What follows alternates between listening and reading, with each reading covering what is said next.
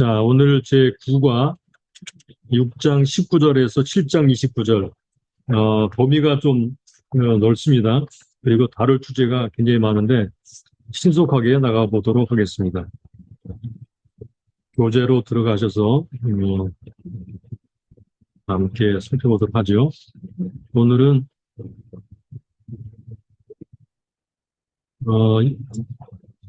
6장 19절에서 7장 29절까지 해서 크게 네, 9가지 주제가 등장합니다. 9가지 주제.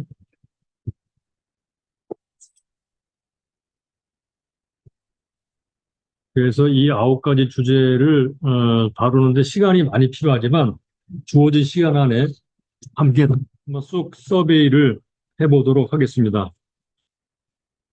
먼저 6장 19절부터 24절, 네, 돈과 하나님.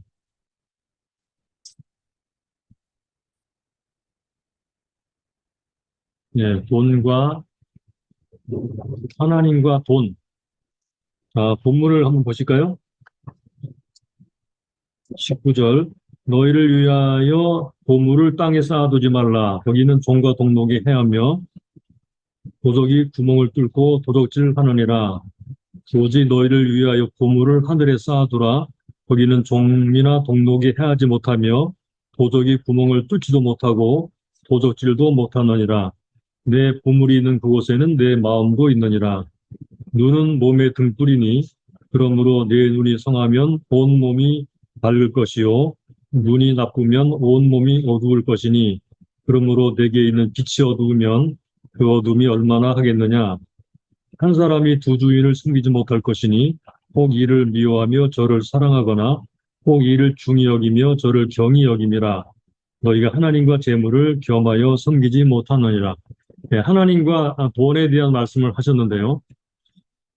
먼저 19장 24절하고 25절부터 34절 사이에 어떤 연관성이 있는가. 25절 이후는 염려하지 말라 의식주 문제를 다루셨죠. 그런데 그 사이에 25절 앞에 그러므로라는 말이 들어있어요. 그러므로 내가 너에게 이르노니 염려하지 말라 이렇게 말씀했거든요.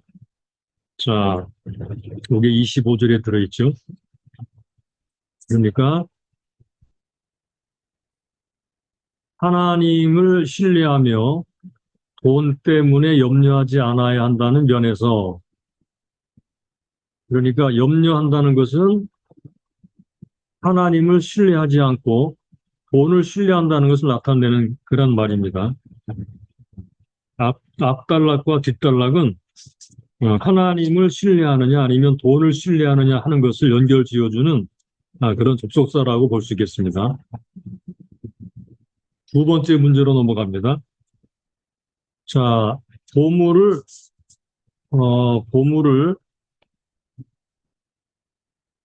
땅에 쌓아두는 것은 무엇을 의미하는가? 여기 땅에 쌓아두는 것, 예, 땅에 쌓아두는 것은 요거는 이기적인 축적이죠. 축적. 이기적인 재산 축적. 네.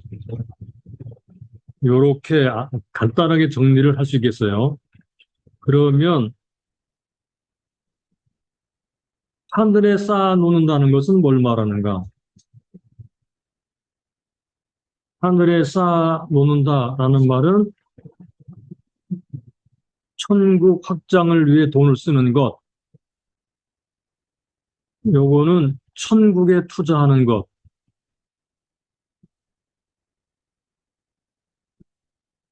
그런데 천국은 뭐 이 땅에 그냥 어떤 물질로 뭐 만들어진 그런 나라가 아니죠. 그러므로 이기적인 재산 축적이냐, 하나님을 위해서 쓰느냐, 이게 이제 관건이라고 볼 수 있겠습니다.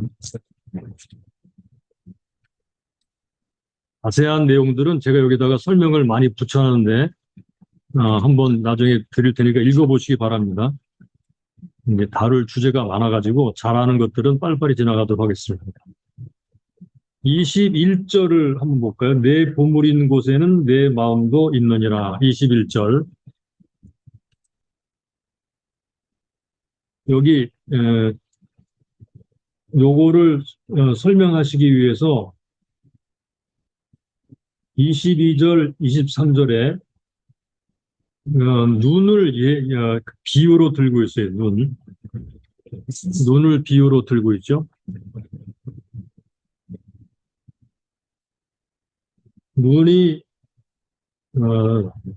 좋으면 온몸이 밝고 눈이 나쁘면 온몸이 어둡다. 그러므로 23절에 그러므로 내게 있는 빛이 어두우면 그 어둠이 얼마나 하겠느냐. 그래서 여기다가 눈을 빛으로 이렇게 환치시켰어요. 그러니까 눈은 요거는 비유이고 요 빛은 실제죠. 그러면 빛은 뭘 말하는가? 이것은 마음의 빛입니다. 그러니까 마음이 빛이 어두우면 되는 게 없다는 말이죠. 마음이 돈에 어두워지면 또는 돈에 눈이 멀면 뭐가 보이지 않겠어요? 하나님이 보이지 않고 천국이 보이지 않겠죠. 예, 요게 어두우면 뭐에 어두워지겠어요? 예, 지금 문맥 속에서 말씀하듯이 돈을 땅에 쌓아두고 이기적으로 축적하는 것은 마음이 어두워진 것입니다. 마음이 어두워지면 즉 돈에 어두워지고 물질에 어두워지고 재물에 어두워지면 뭐가 안 보이겠어요? 그것은 하나님이 안 보이고 천국이 보이질 않습니다. 이 빛이 밝아야 하나님도 보이고 천국이 보이게 되는 거죠. 그래서 예수님께서는 어, 두 주인을 섬길 수 없다 이렇게 말씀하셨어요. 22절부터 23절의 예화를 제가 지금 설명을 드렸습니다. 5번으로 가보면요. 그래서 두 주인을 섬길 수 없다 그랬거든요. 자, 두 주인이 뭘까요? 하나는 돈이고 하나는 하나님입니다. 그런데 돈과 하나님은 사실은 같이 비교할 수 있는 가치가 다른 개념이에요. 이 어떻게 돈과 하나님을 비교를 할 수 있겠어요? 예를 들면은 아버지가 용돈 10,000원을 주셨는데 아버지와 용돈 10,000원이 서로 비교할 수 있는 개념이 아니죠. 그런데 왜 이렇게 예수님이 비교를 하고 계실까요? 예, 그만큼 돈이 인간의 마음에 하나님만큼이나 큰 비중을 차지하고 있기 때문입니다. 예, 하나님만큼이나 큰 비중을 차지하고 있기 때문에 이렇게 대등하게 비유를 하신 것이죠.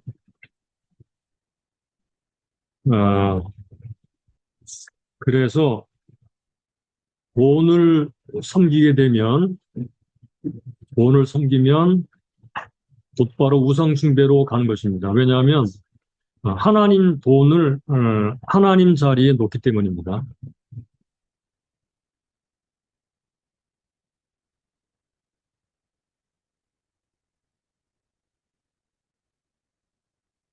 하나님을 섬기느냐 돈을 섬기느냐 하는 문제지 둘 다 섬기느냐 하는 문제는 성립이 되지 않는다는 것입니다. 둘 다 섬긴다는 것은 하나님을 섬기지 않고 돈을 섬긴다는 것입니다.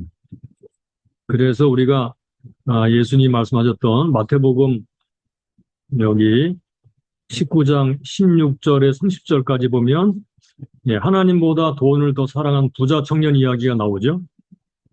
이만큼 재물은 사람에게 위험한 것입니다. 그러니까 돈이 주인이냐 하나님이 주인이냐 이 문제가 항상 대두가 되는 거죠. 이 청년에게 있어서는 하나님이 주인이 아니고 돈이 주인이었기 때문에 돈의 종로로 타고 있었기 때문에 재물을 처분하는 것이 가능하지 않았습니다. 자, 그 다음에 두 번째 주제로 나가 보겠습니다. 6장 25절로 34절까지 믿음과 염려, 요게 앞달락에 나오는 것과 연관되어 나오는데 25절 아까 살펴봤던 것처럼 그러므로 나오죠, 그죠? 그러므로 다시 한번 간단히 보면은 하나님과 재물 중 하나님을 섬기기로 했다면 요 말입니다. 그러기 때문에 하나님을 섬기기로 했기 때문에 그러면 염려하지 말아라. 결론적으로 하나님을 주인으로 믿고 섬기는 자들은 염려하지 말아라 이 말입니다.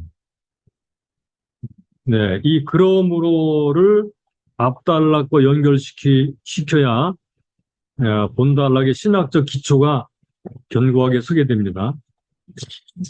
그래서 25절 이유를 보면 염려하지 말라. 염려라는 단어가 하나, 둘, 셋, 넷, 다섯, 여섯 번이나 등장하거든요. 그래, 염려한다는 말은 어떤 의미를 가지고 있을까요? 염려한다. 메린나오라는 말인데요. 네, 이 말은 자, 밑으로 제가 정리한 거 보겠습니다. 로버스는 이렇게 말해서 근심과 걱정 때문에 마음이 흩어지고 나누어지는 것. 근심과 걱정 때문에 마음이 흩어지고 나누어지는 거. 여기 마음이 나누어진다 그랬죠. 염려. 또는 WBC 주석에 보니까 이렇게도 말을 했어요. 두려움이 포함된 걱정. 여기 두려움이 들어있죠. 그죠? 네. 그래서 마음이 나누어지는 것은 염려라는 것은 믿음의 반대입니다. 그래서 염려란 우상숭배라고도 말을 할 수 있어요. 왜냐하면 하나님을 의지하고 하나님을 섬기기보다는 돈을 더 의지함으로 돈 때문에 염려가 들어오고 두려움이 들어오게 되면 그것이 신앙을 떠나게 되는 것이고요.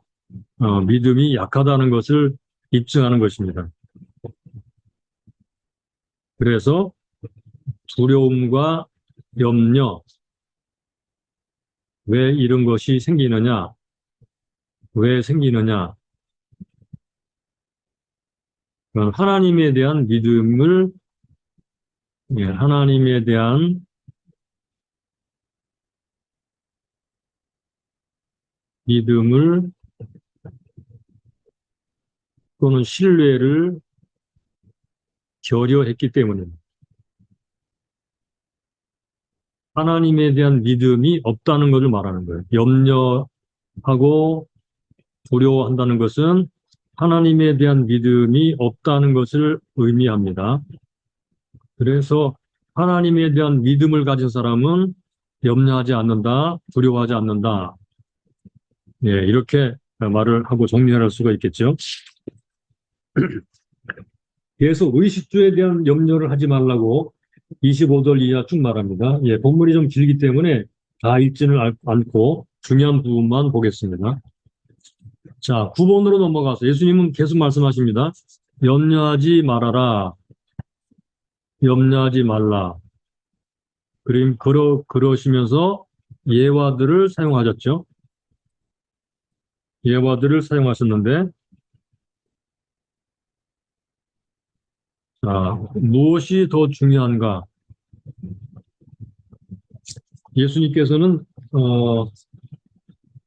목숨을 위하여 무엇을 먹을까, 무엇을 마실까, 몸을 위하여 무엇을 염려하지 말라. 목숨이 음식보다 중하지 아니하며 몸이 의복보다 중하지 아니하냐 이렇게 말씀을 하셨어요. 생명과 몸 이게 더 중요하다는 말입니다. 그러니까 의식주가 필요 없다고 하는 것이 아니고 뭐가 더 중요하냐? 사람이 더 중요하죠. 그러니까 하나님께서는 요게 이제 중요한 거예요. 하나님께서는 음식과 옷보다 더 중요한 여기 몸과 생명을 주셨는데 덜 중요한 음식과 옷을 주시지 않겠느냐, 요 말입니다. 자, 요거 꼭 기억하세요. 하나님께서는 요 비유를 예화를 통해 말씀하시고자 하시는 것은 하나님께서는 음식과 옷보다 더 중요한 몸과 생명을 주셨는데 그것보다 덜 중요한 의식주, 그죠? 음식과 옷을 주시지 않겠느냐. 하나님은 생명과 몸을 책임지시는 분이다, 이 말입니다. 예. 그러면서 예수님이 공중의 새를 보라 이렇게 하셨죠? 공중의 새를 보라. 여기 보라라는 말은요, 엠블레포라는 말인데 생각을 집중하여 주목하여 본다라는 뜻입니다. 다시 말하면 무슨 말이죠? 이와 같이 공중의 새와 같은 자연계를 주목하면서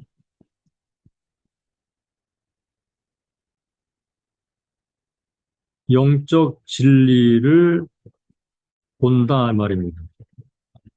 영적 진리를 발견한다. 발견하라 또는 한다. 네, 자연계와 영계는 서로 상응하는 부분이 상당히 많죠. 그래서 자연계에 나타나는 여러 가지 현상과 원리를 통해서 영적 진리, 영적 원리들을 발견할 수가 있습니다. 공중의 새를 먹이시는 하나님께서 직접 창조하신 손으로 빚으신 사람들을 먹이지 아니하겠느냐 이렇게 말씀하시는 거예요. 그래서 염려하지 말아라. 그리고 27절에는요 또 이렇게 말을 하죠. 염려함으로 키가 한 자라도 자라게 할 수 있겠느냐라고 했는데 이 키라는 말이 뭐 신장이라고도 하고요 수명이라는 말에도 사용된다고 합니다. 네, 대부분 역본들에는요 목숨, 수명, 생명으로 번역하기도 했어요. 네.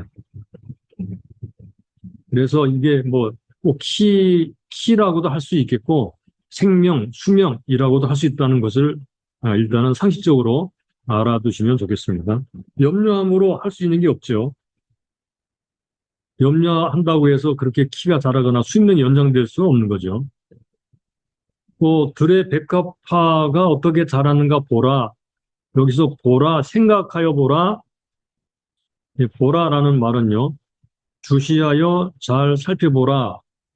또는 철저하게 배우라. 역시 자연계를 통해서 영적 진리를 배우라고 말씀하고 계시는 것이죠. 그래서 우리가 그 다음 10번으로 넘어가서 믿음이 적은 자들아 이렇게 말씀하셨는데 염려와 믿음의 관계를 생각하게 해주시는 그런 대목입니다. 염려와 믿음의 관계. 아까도 말을 했지만 하나님을 신뢰하지 못하고 염려하게 됩니다. 그리고 신뢰가 깨지면 염려가 오게 되죠. 염려라는 것은 교만의 또 다른 얼굴일 수가 있습니다. 그러니까 하나님을 온전히 신뢰하지 못하면 염려하거나 교만하게 됩니다. 또 염려하거나 교만하게 됩니다. 하나님께로부터 오지 않고 내게서부터 왔다 그러면 교만하게 되고요. 하나님을 믿지 못하면 염려하게 되고요. 이런 것이 양면성, 서로 같은 것에 서로 다른 얼굴이라고 말을 할 수 있겠어요. 그러므로 말씀하는 게 뭐죠? 예, 염려하지 말고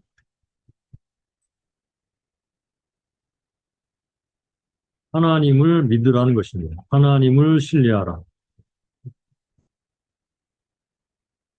염려하지 말고 하나님을 믿으라. 이 말입니다.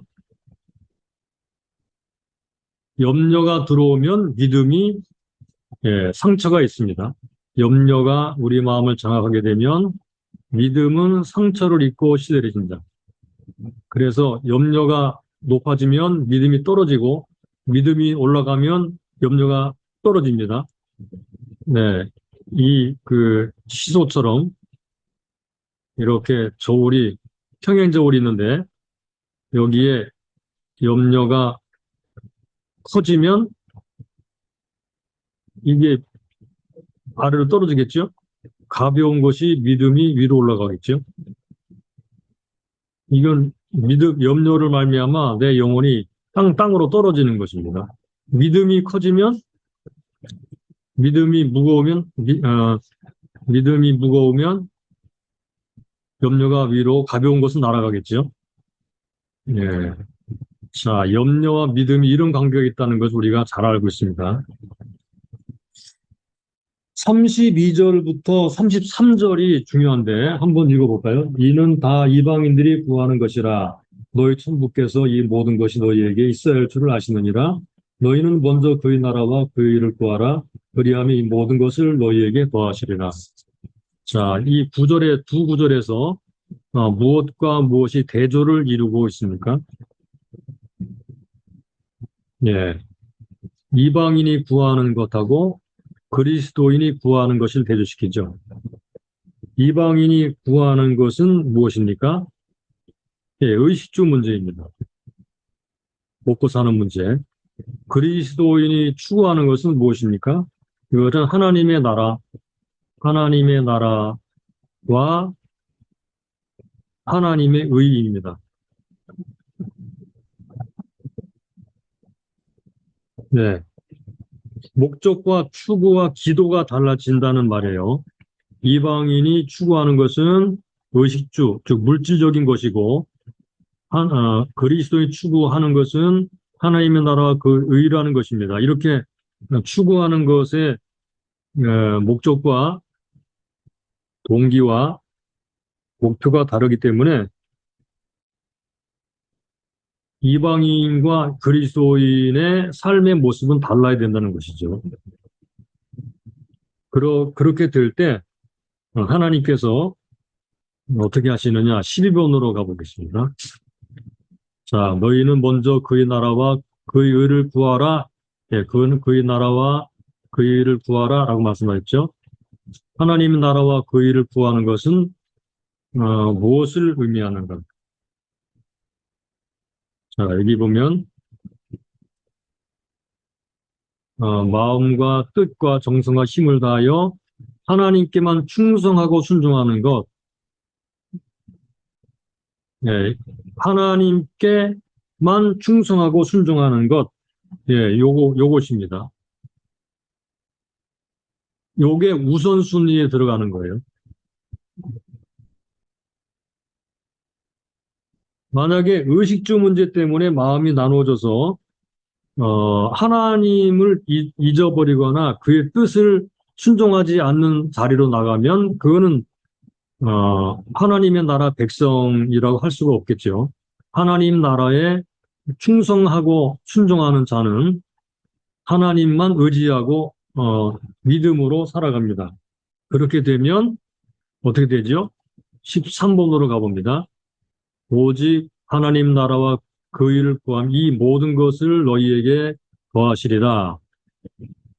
자, 우리를 괴로움에서 면제 주겠다라고 말씀하신 게 아니고 단지 괴로움 가운데서도 하나님 의지하며 살면서 염려하지 말라는 것입니다. 왜냐하면 하나님께서 책임지신다는 거죠. 하나님이 다 아시고 하나님이 채워주시는 분이시다. 그러니까 하나님께 충성하고 순종하면서 믿음으로 살면 네, 현실의 문제를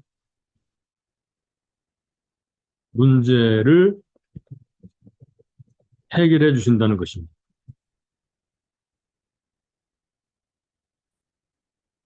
이거를 거꾸로 뒤집으면 안 되는 거예요.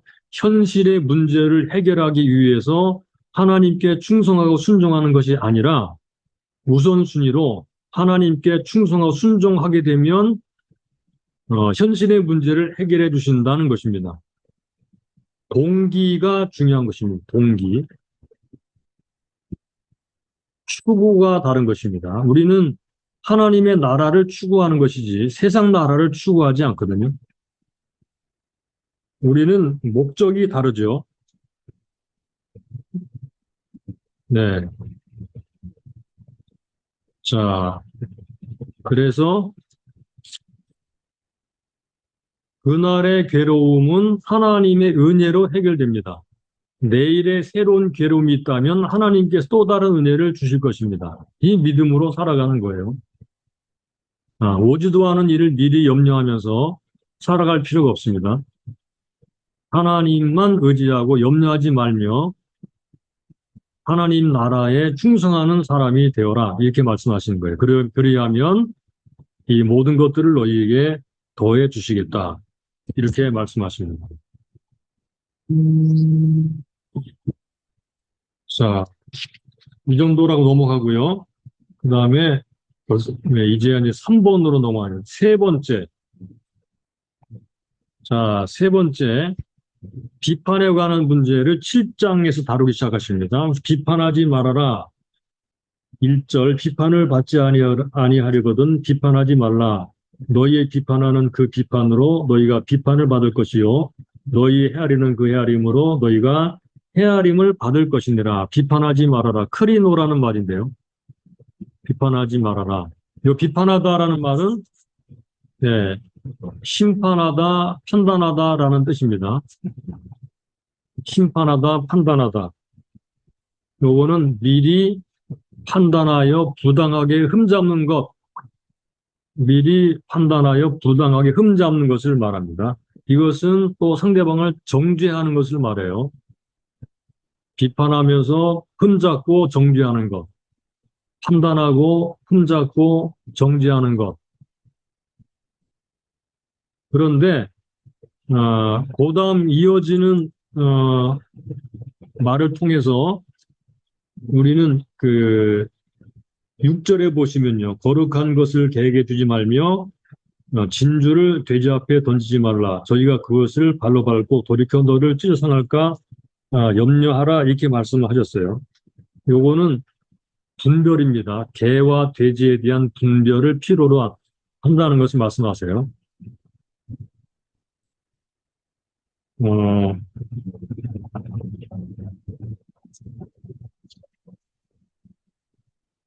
자, 여기서 잠깐 이제 단어를 하나 보고 갈까요? 16번. 그거 T, 들보. 이게 무슨 뜻인가 보겠습니다. 여기 우리말이 잘 번역에 주었듯이 T라는 말은요, 톱밥, 왕겨, 가시로 번역될 수 있는 그런 말이고요. 요거는 아주 경미한 약점, 예, 경미한 약점을 은유적으로 표현한 것입니다.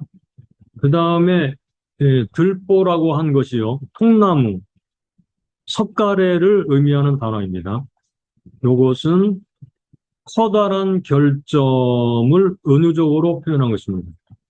요거는 T는 경미한 약점, 그리고 들보는 커다란 결점을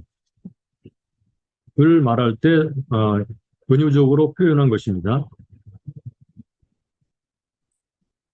자, 여기서 형제에게라고 말을 했다는 것을 기억을 하면 좋겠어요.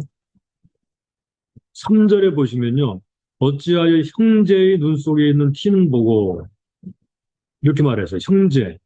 5절에도 그 후에야 밝히 보고 형제의 눈 속에서 티를 빼리라. 이렇게 말씀해요. 형제에게 했다는 것입니다. 형제. 자, 그러면 형제의 잘못을 발견해서 어떻게 해야 되는가? 본문이 강조하고 있는 것을 정리를 해 보았습니다. 자, 첫째, 자신의 잘못에 대해 생각하고 자신의 잘못, 회개해야 된다. 형제가 잘못했을 때 자신의 잘못, 자기 자신의 잘못 돌아보라는 얘기죠. 두 번째, 형제를 비판하기 위해서 접근하지 말고 그를 사랑하는 마음으로 기도해야 돼요. 사랑하는 마음이 중요합니다. 비판하려는 마음을 하지 말고 사랑하는 마음을 가져야 된다는 것입니다. 셋째, 진정한 사랑의 마음으로 접근하고 대화해야 된다. 먼저는 기도해야 되고, 두 번째는 사랑하는 마음으로 말해야 됩니다. 기도해야 되고, 말해야 됩니다. 첫째는 자신의 잘못을 반성하고, 형제를 비판하지 말고 사랑하는 마음으로 기도해주고, 사랑하는 마음으로 접근하고 대화해야 된다. 사랑하는 마음으로. 그리고 정죄해서는 안 된다. 형제로 받아들여야 된다. 형제로 받아들여라. 그러므로 우리가 꼭 기억해야 될 중요한 진리는 이 비판하지 말라라는 속에 우리가 하나 기억해야 될 중요한 진리가 있는데, 형제는 사랑의 대상이지 비판의 대상이 아니다. 요거를 꼭 기억하면 좋겠습니다. 형제는 사랑의 대상이지 비판의 대상이 아니다. 우리는 보통 모르는 사람 비판하지 않죠. 교회 다니면서도 교회 사람을 많이 아니까 아는 사람 비판하게 되죠. 근데 형제는 사랑의 대상이라는 것, 비판의 대상이 아니라는 것, 이거 꼭 기억하도록 예수님께서 말씀하십니다. 자, 18번으로 넘어가서 6절에 개와 돼지는 누구를 가리키는 거냐 그랬어요.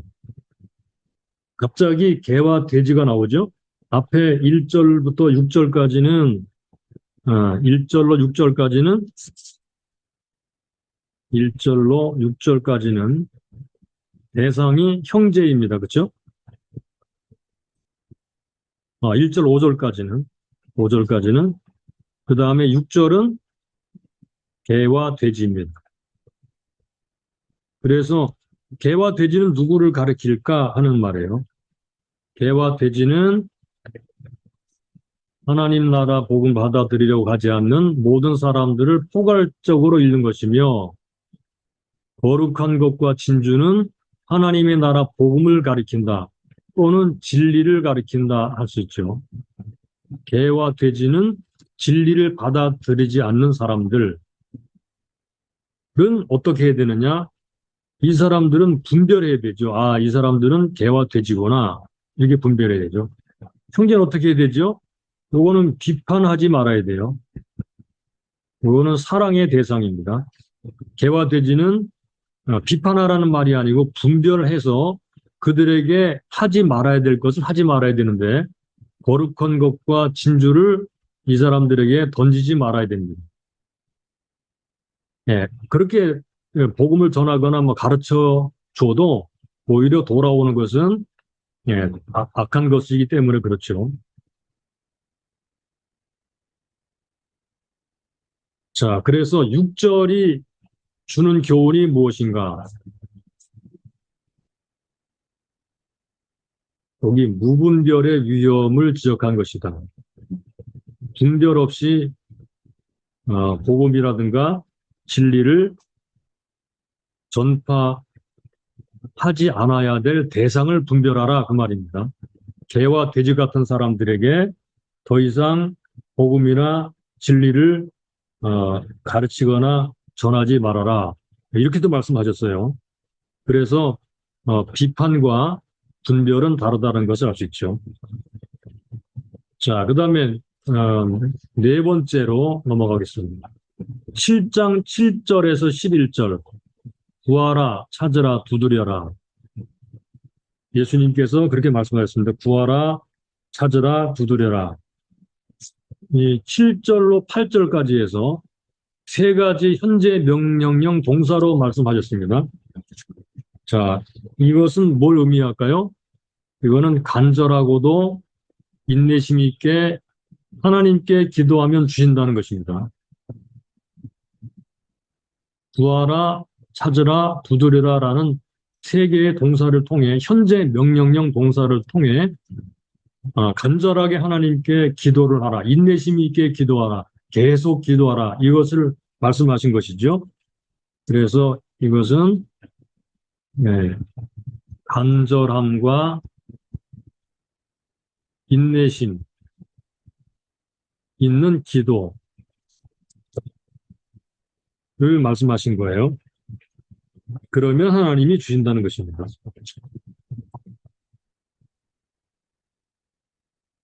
9절부터 11절에서 예수님은 또 비유를 사용하시죠. 그죠?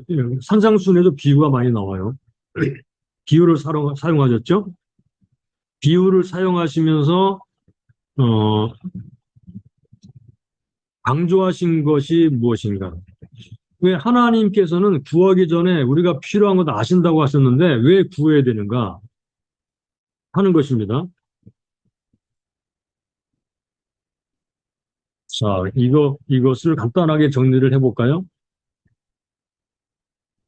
왜 하나님이 구하기 전에 우리의 필요를 아시면서 그냥 알아서 주지 아니하시고 꼭 구하기를 기다리시고 구하는 자에게, 간절히 구하는 자에게 주시는가? 첫째, 하나님은 관계를 맺기를 원하십니다.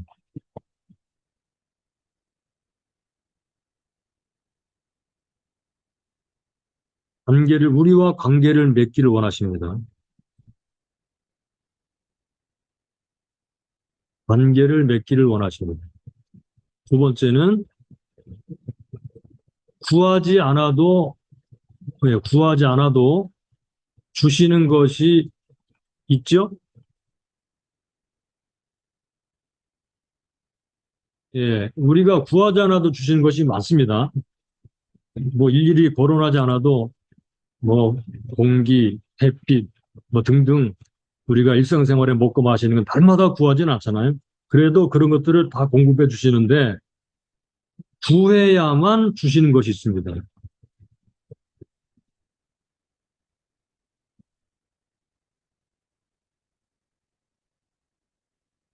네, 이게 영적 원리입니다. 영적 원리. 구해 구하지 않아도 주시는 것이 있고 구해야만 주시는 것이 있다라는 것이 영적 원리. 이 원리를 통해서 하나님과 관계를 맺어가면서 하나님을 알아가게 되기도 하고 하나님을 경험하게 하기도 하고 또 많은 방해하는 영적인 세력들로부터 우리가 보호받거나 승리하기도 하고 예, 그렇게 되는 거죠. 이게 영적 원리입니다. 여기서 좋은 것을 주신다 그랬거든요. 좋은 것. 이 좋은 것은 무엇이냐? 하나님이 보시기에 좋은 것입니다. 내가 보기에 좋은 게 아니고 하나님 보시기에 좋은 것입니다. 누가복음 11장 13절에서는요. 성령이라고도 했고요. 예, 이것을 좀 더 넓게 봐야 되겠죠. 그죠? 성령을 포함한 하나님이 보시기에 좋은 것. 이것은 일반적인 것과 영적인 것 모두를 가리키는 말로 이해하는 것이 좋을 것입니다. 하나님 보시기에 좋은 것 주십니다. 하나님은 아버지이십니다. 예, 아버지라고 계속 말씀하시죠. 산상수훈에서 예수님은 하나님은 우리 아버지라고 가르치십니다. 아버지라고 부르라고 가르치십니다. 그 다음에 7장 12절 우리가 잘 알고 있는 황금률 5장 17절을 보겠습니다. 5장 17절을 먼저 볼까요?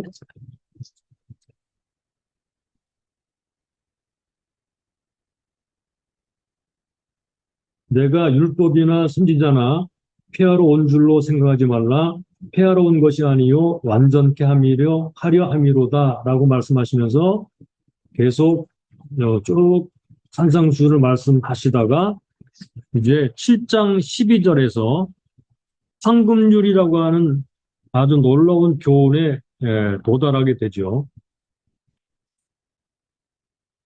자, 7장 12절 그러므로 무엇이든지 남에게 대접을 받고자 하는 대로 너희도 남을 대접하라. 이것이 율법이요 선지자니라 이렇게 말씀했어요. 자, 그래서 이 5장 17절에 율법과 선지자를 완전케 하려 오셨다는 예수님 말씀이 7장 12절의 황금률에서 그 절정에 이른다라고 할 수 있습니다. 절정에 이른다. 그러면 우리가 이거를 하나 좀 생각을 할 게 있어요. 여기 7장 7절로 11절까지 구하라 찾으라 두드리라 구하는 자에게 좋은 것으로 주시지 않겠느냐 그래 놓고 12절에 그러므로 이렇게 돼 있죠. 그러므로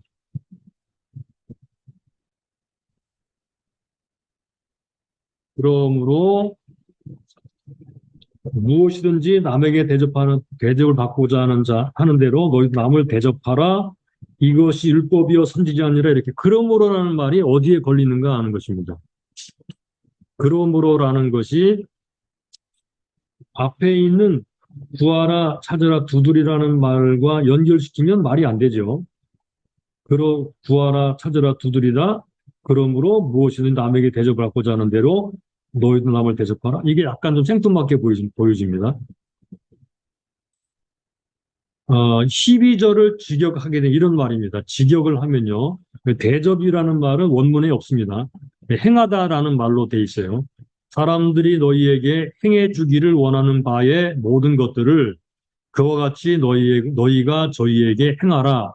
그러므로 라는 말 뒤에 이렇게 돼 있어요. 그래서 이 그러므로는 무엇을 받는가? 많은 사람들이 여기에서 굉장히 헷갈려합니다. 무엇을 받는, 왜 그러므로가 들어가지?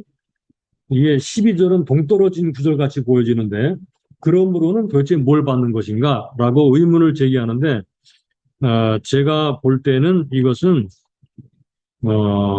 5장 17절부터 7장 11절 전체를 받는다라고 보는 것이 타당하다고 보여집니다. 물론 그렇게 본 학자들도 있어요. 5장 17절에 여기도 율법과 선지자를 언급했죠. 7장 11절까지를 하다가 여기 12절에 들어와서 율법과 선지자를 언급했죠. 그러므로 요 17절부터 7장 11절 요 사이를 이 그러므로가 받고 그래서 마지막 12절은 율법과 선지자의 교훈의 핵심이 뭐냐? 천국 헌법의 총요약입니다. 이게.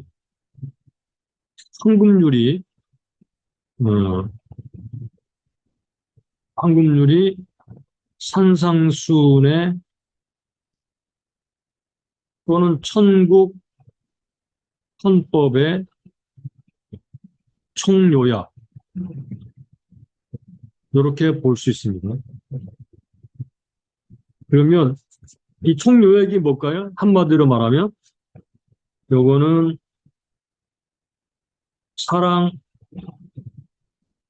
사랑입니다. 사랑을 하는 것입니다. 사랑.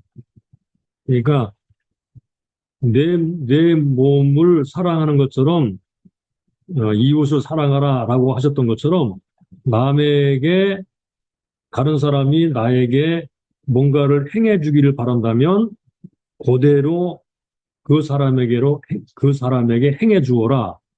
무엇인지 남에게 대접을 받고자 한다면 너희도 남을 그렇게 대접하여라. 이렇게 말씀했어요. 요거는 사랑의 계명과 거의 일치합니다. 산상수훈의 총요약은 결국은 사랑입니다. 사랑. 네, 요거를 기억해 두시면 좋겠습니다. 자, 그 다음에 넘어가서 7장 13절, 14절, 24번으로 가겠습니다. 좁은 길과 넓은 길. 7장 13절, 14절. 좁은 문으로 들어가라 멸망으로 인도하는 문은 크고 그 길이 넓어 그리로 들어가는 자가 많고 생명으로 인도하는 문은 좁고 길이 협착하여 찾는 이가 적음이니라. 좁은 문과 좁은 길. 자, 제가 도표를 보겠습니다. 도표에 좁은 문과 좁은 길.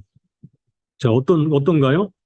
좁은 문과 좁은 길, 생명으로 인도하는 문이고, 그 문은 좁고, 길이 험하고, 찾아오는 사람이 별로 없어요. 근데 넓은 문과 넓은 길은 멸망으로 인도하는 문이죠. 예, 요 생명으로 인도하는 것과 멸망으로 인도하는 것과 반대가 되죠. 그 문은 크고, 길은 넓죠. 그러한 사람이 많습니다. 이렇게 완전히 대조로 말씀하셨어요. 그러면서 말씀하십니다. 좁은 문으로 들어가라.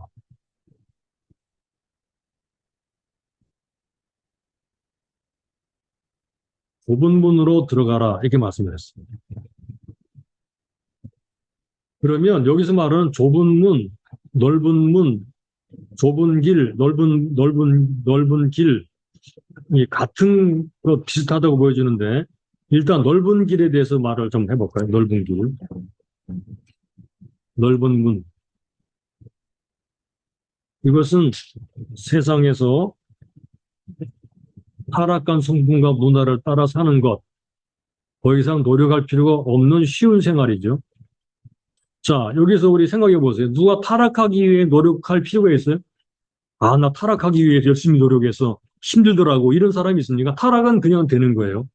세상 사람들이 따라 살아가는 대로, 어, 이거 세상 풍조를 따라 살아가는 것이 바로 넓은 길을 가는 것입니다. 이것은 세상 나라의 삶입니다. 세상 나라의 삶. 그런데 좁은 길은 뭔지 볼까요? 좁은 길, 좁은 문. 이것은 산상수훈에서 말씀하신 하나님 나라 백성으로 하나님의 의를 추구하며 사는 길입니다. 산상수훈에 말씀하신 대로 하나님의 나라 백성으로 살아가는 것입니다. 즉 이것은 제자의 삶입니다. 그리스도의 제자의 삶입니다. 이것은 천국의 삶이고요. 이것은 의의 길입니다. 이게 의의 길입니다. 넓다는 말은 쉽다는 말이고, 좁다는 말은 어렵고 험하다는 비유적 표현입니다. 여기 주목해야 될 말이 또 찾는 이가 적다 이렇게 하신 말씀 속에서 이 길은 발견하기 위해 찾아야 하는 길이다.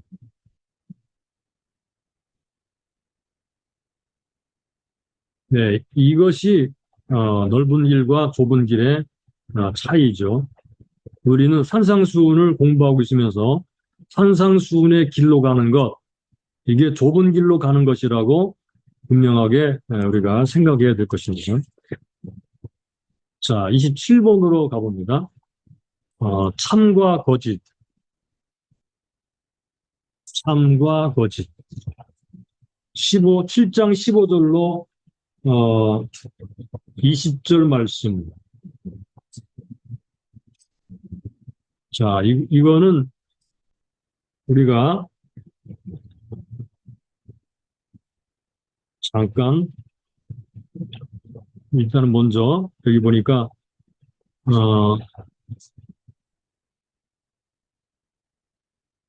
참과 거짓을 분별하는 방법 가르쳐 주셨죠? 뭐죠? 열매로 그들을 알라 그랬습니다. 열매로 알라. 열매란 뭘까요? 열매.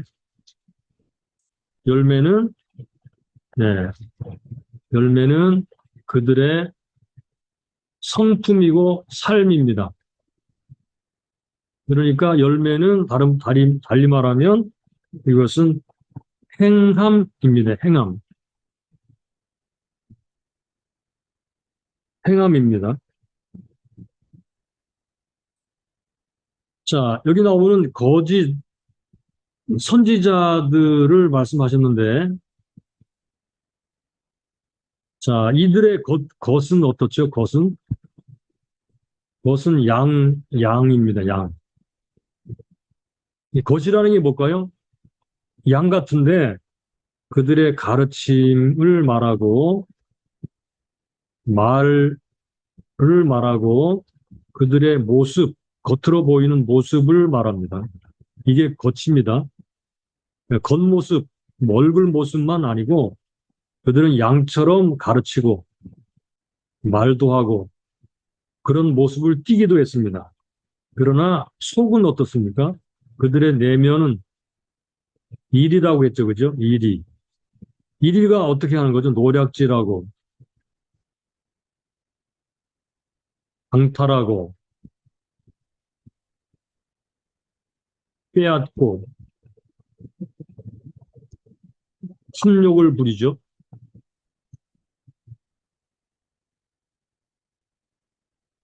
네. 그러니까 결국은 이게 열매예요, 열매. 이게 열매입니다. 겉으로 드러나는 모습. 이게 속은 이런데 속이 사실은 겉으로 드러나요. 이게 열매예요. 겉모습은 양처럼 보이지만, 그러나 속은 일이인데, 이 속이 바깥으로 드러나서 말은 그럴듯하고 가르치는 것도 그럴듯하게 많은 것 같지만, 그러나 그들이 실제 생활에서 그들에게 보여지는 행동들과 삶의 모습은 이리같이 이렇게 나쁘다는 것입니다. 그래서 예, 열매란 행함입니다. 이 두 개를 기억을 해두세요. 열매란 행함. 그래서 그 다음 단락에 들어가 보게 되면요. 이제 행함이라는 말이 여러 번 등장하게 됩니다. 행함이라는 말이 여러 번 등장하게 돼요. 자, 성경을 볼까요? 16절, 그의 열매로 그들을 알지니, 17절, 이와 같이 좋은 나무마다 아름다운 열매를 맺고 못된 나무가 나쁜 열매를 맺느니라. 좋은 나무가 나쁜 열매를 맺을 수 없고 못된 나무가 아름다운 열매를 맺을 수 없느니라. 아름다운 열매를 맺지 아니하는 나무마다 찍혀 불에 던지우느니라. 이러므로 그 열매로 그들을 알리라. 21절, 나더러 주여 주여 하는 자마다 말하는 자마다 그 말이죠. 천국에 다 들어갈 것이 아니요 하늘에 계신 내 아버지 뜻대로 행하는 자라에 들어가리라. 그날에 많은 사람이 나더러 주여 이르되 주여 주여 우리가 주의 이름으로 선지자 노릇하며 주의 이름으로 귀신을 쫓아내며 주의 이름으로 많은 권능을 행치 아니하였나이까. 행하다는 말이 또 나오죠. 23절, 그때 내가 저에게 밝히 말하되 내가 너희를 도무지 알지 못하니 불법을 행하는 자들아 내게서 떠나가라 하리라. 24절, 그러므로 누구든지 나 이 말을 듣고 행하는 자는, 26절, 나 이 말을 듣고 행치 아니하는 자는, 행하다는 말이 계속 나오죠. 네. 그래서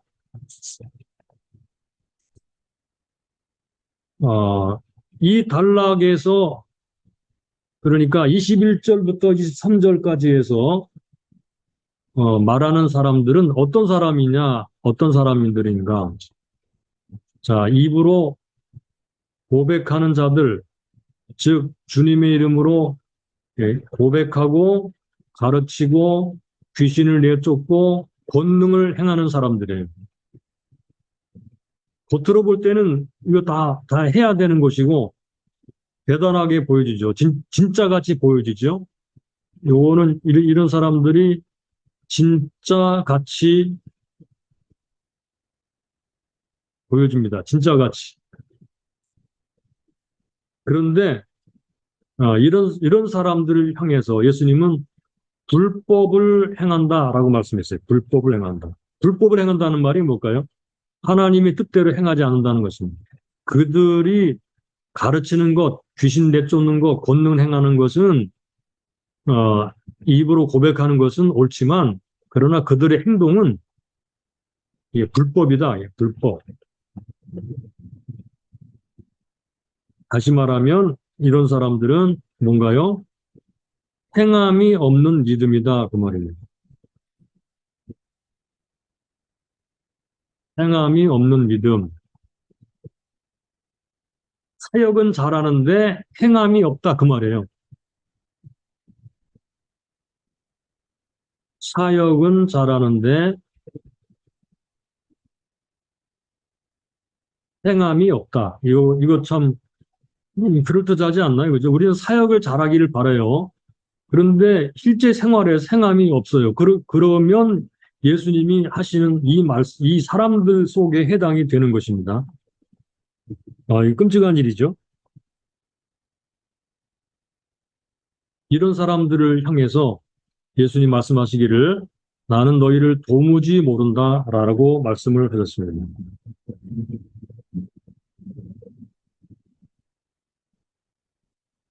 네. 이렇게, 입으로 주여 주여 하고 잘 가르치고 귀신 내쫓고 권능을 행해도 하나님의 말씀대로, 즉 산상수훈에 나오는 천국의 교훈을 따라 행하지 않는 사람들을 예수님이 모른다라고 말씀하신 것을 우리가 심각하게 들어야 될 줄로 믿습니다.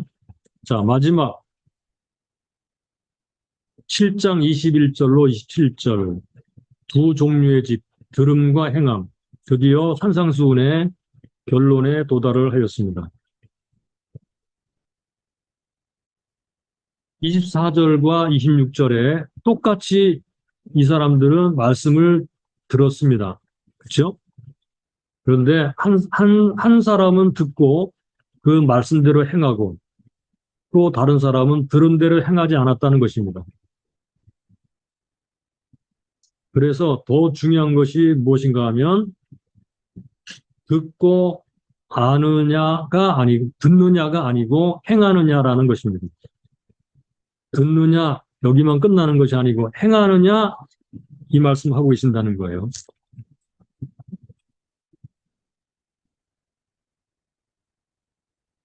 이렇게 두 사람의 운명을 결정하는 것이 무엇이냐?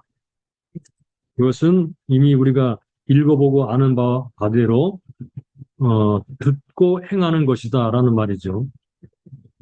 그들의 지식이나 고백이나 사역이 아니고 사역을 하나 더 추가시키세요. 사역이 아니고 가지고 있는 뭐 신학적 지식이나 뭐 신앙 고백이나 그들이 능력 있게 행하는 사역이 아니고 그들의 삶, 그들의 삶, 그들의 행위가 심판날에 그들의 운명을 결정짓는다라는 말입니다. 근데 이렇게 하면은 행위 구원이 아닌가요? 어떤 사람들이 이렇게 말하면 행위 구원이 아닌가라고 말을 하는데 이것은 행위 구원이 아니고 참 믿음으로 천국 백성 된 사람들은 그들의 삶으로 드러나게 되어 있다는 말씀입니다. 즉, 그러니까 참 믿음은 삶으로 드러난다. 예. 참 믿음은 삶으로 드러난다. 가짜 믿음은 삶으로 드러나지 않는다. 이게 중요한 거죠. 기독교는 듣고 행하는 것이지 그저 사용만 하는 것이 아니다라는 말입니다.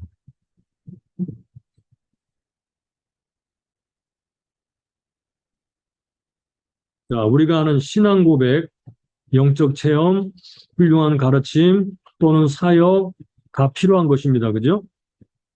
그러나 개인적으로 이것보다 훨씬 더 중요한 것, 내가 진짜인지를 드러내는 것은 내 운명을 결정하는 것은 무엇인가? 그들이 고백하고 체험하고 가르치고 말했던 것, 그것을 믿는 믿음의 행위이다. 이 말입니다. 다른 말로 행하는 믿음이다. 야고보서에서도 분명히 말을 했죠. 야고보서 2장에 그게 말을 했습니다. 이게 예수님의 결론입니다. 들었으면 행해야 된다. 행하지 않으면 모래 위에 지은 집이 될 것이다. 아무리 많이 듣고 지식이 많아도 행함이 없다면 그건 소용이 없는 일이다라고 말씀을 하셨어요. 우리는 요즘에 우리 교회와 기독교가 너무 이 부분을 간과해 버리고 있지 않는가 생각이 드는데, 그렇습니다. 자, 이제 마지막으로 산상수훈을 정리해 보겠습니다. 산상수훈. 산상수훈은 천국의 말씀이죠. 그죠? 천국. 천국을 다른 말로 표현하면 하나님의 통치. 요거는 메모를 잘 해두세요. 요건 자료에 없으니까. 그렇게 볼 수 있습니다. 천국.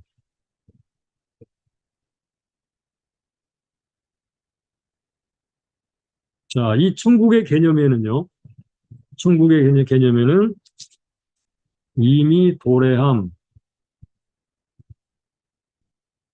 이미라는 개념이 있어요. 이거는 언제인가요? 예수님과 함께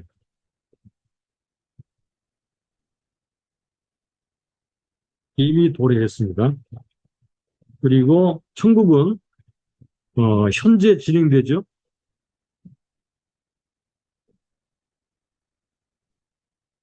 어떻게 진행되나요? 이건 교회와 함께, 교회 안에서, 교회를 통해서, 교회가 천국을 표상하는 거죠.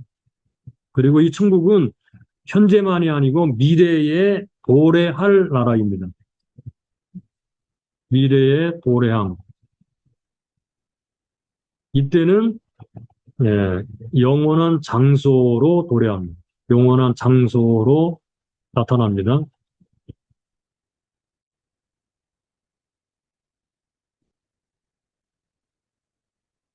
이렇게 요 세 가지 개념이 있어요.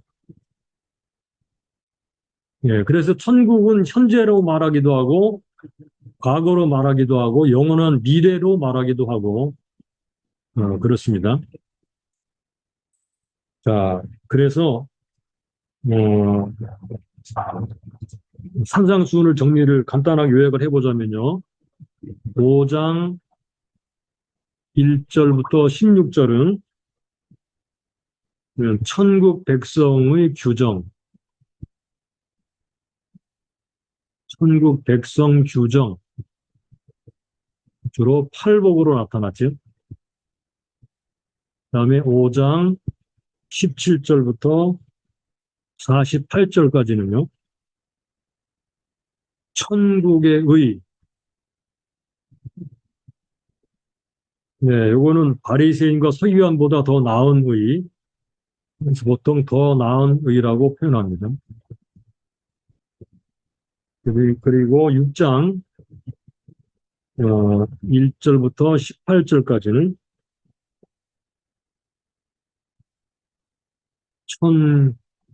천국의 경건 생활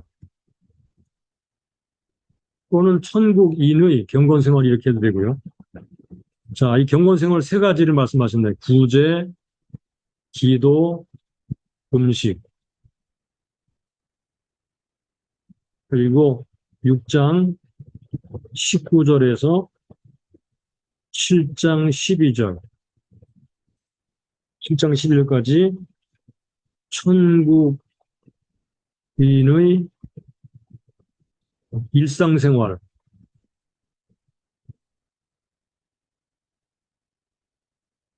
자, 첫째는 재물에 관한 이야기, 그리고 의식주, 그리고 형제를 비판하는 것, 그리고 하나님께 구하는 것, 일상생활이고요. 마지막 7장 13절에서 29절까지는 결론인데 천국에 들어가는 사람.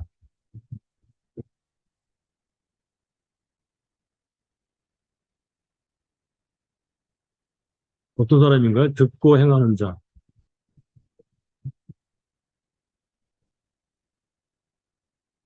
네, 요게 산상수훈의 간단한 요약입니다. 요 정도 기억을 하고 계시면 뭐 전체적인 그런 틀을 잡고 있다고 말을 할 수 있겠습니다.